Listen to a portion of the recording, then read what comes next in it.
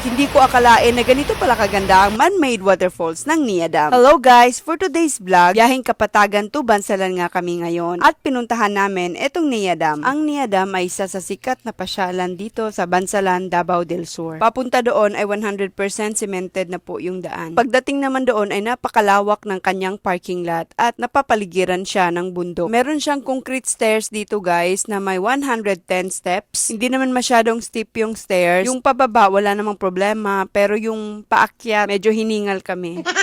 Napakaganda ng place guys with compulsory exercise pa.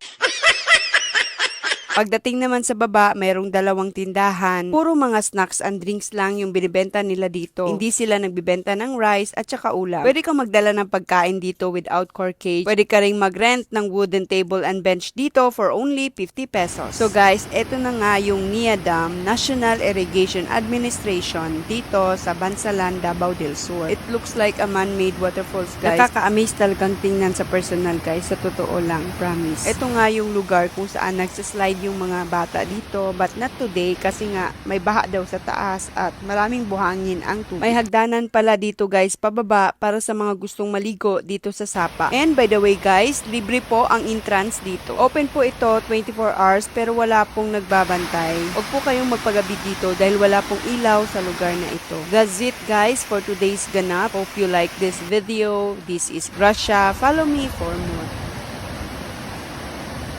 Alam nyo bang Camp Sabros pa rin ang pinakapaborito kong pasyalan dito sa Kapatagan, Digo City, Davao del Sur? Bukod